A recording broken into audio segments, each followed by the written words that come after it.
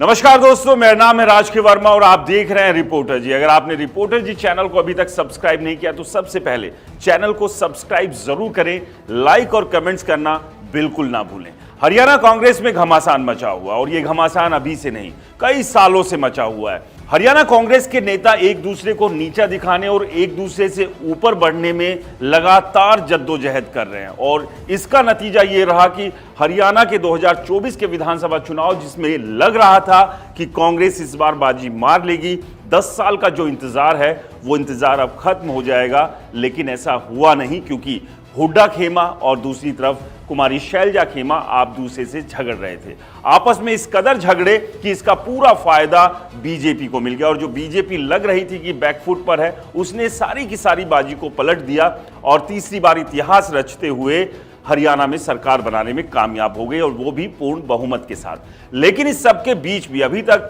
कांग्रेस की लीडरशिप ये नहीं समझ पाई है कि इस लड़ाई झगड़े की वजह से कांग्रेस हरियाणा में और ज्यादा कमजोर होगी और अगर ये अपनी ही पार्टी को इतना कमजोर कर देंगे तो आप समझिए कि फिर ये नेता कैसे बड़े बन पाएंगे, क्योंकि पार्टी ही हरियाणा में छोटी या कहें कि सीमित हो जाएगी। इस सब के बीच इस बात की भी चर्चाएं काफी हो रही है कि क्या कांग्रेस हाईकमान हरियाणा में भूपेंद्र सिंह हुड्डा के कद को कम करने के बारे में भी सोच रहा है, क्योंकि अभी तक नेता प्रतिपक्ष को लेकर भी कई तरह के सवाल है कि क्या किसी दूसरे चेहरे या किसी दूसरे नेता को नेता प्रतिपक्ष की जिम्मेदारी मिल सकती है और इसको लेकर भी लगातार उठापटक कांग्रेस के भीतर चल रही है। इस सब के बीच कुमारी शैलजा को लेकर कांग्रेस हाईकमान का क्या कुछ रुख है, इसे देखना भी बेहद दिलचस्प है। लेकिन कल दिल्ली से जिस तरह की तस्वीरें सामने आई थी, उससे ऐसा ही लग रहा है कि कांग्रेस हाईकमान कहीं ना कहीं भूपेंद्र सिंह हुड्डा को साइडलाइन करने के बारे में सोच रहा है और एक बड़ी जिम्मेदारी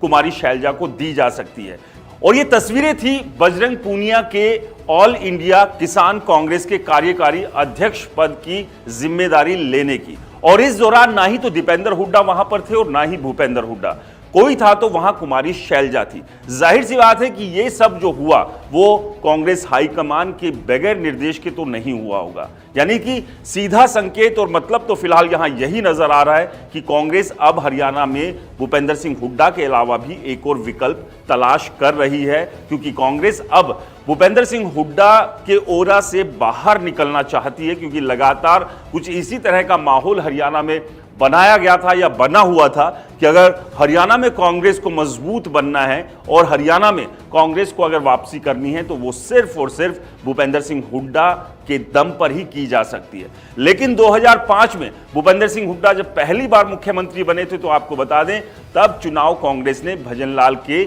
चेहरे पर लड़ा था और तब 67 यानी कि 67 सीटें कांग्रेस की आई थी। लेकिन कांग्रेस हाईकमान ने तब भूपेंद्र सिंह हुड्डा को मुख्यमंत्री बनाया और उसके बाद लगातार 3 चुनाव और हुए और इन तीनों चुनाव में कांग्रेस का ग्राफ लगातार गिरा है, यानी कि भूपेंद्र सिंह हुड्डा की लीडरशिप में हरियाणा में कांग्रेस बहुत ज्यादा कुछ कर नहीं पा रही है। और ये बात अब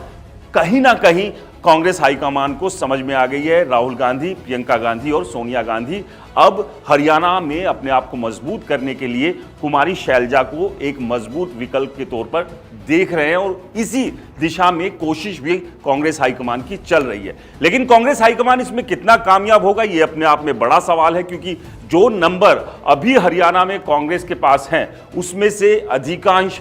विधायक भूपेंद्र सिंह हुड्डा के खेमे के यानी कि उनके करीबी है। तो ऐसे में नेता प्रतिपक्ष को लेकर जब विधायक दलों के बीच से बातचीत होगी, चर्चा होगी, रायशुमारी होगी, तो फिलहाल यहां पर अभी कांग्रेस हाईकमान और भूपेंद्र सिंह हुड्डा को बैठकर समझना होगा कि आगे करना वो क्या चाहते हैं। लेकिन फिलहाल की जो स्थिति है उसमें भूपेंद्र सिंह हुड्डा, उनके बेटे दीपेंद्र हुड्डा लगातार कांग्रेस के तमाम नेताओं के निशाने पर है और एक एक कर ये तमाम नेता भूपेंद्र सिंह हुड्डा को लेकर इस तरह की बयानबाजी भी कर रहे हैं कि अपनी मनमानियों के चलते भूपेंद्र सिंह हुड्डा ने हरियाणा में कांग्रेस को कमजोर कर दिया है। आपको क्या लगता है, हमें कमेंट्स कर जरूर बताएं। रिपोर्टर जी चैनल को सब्सक्राइब नहीं किया तो दोस्तों चैनल को सब्सक्राइब करना ना भूलें। नमस्कार।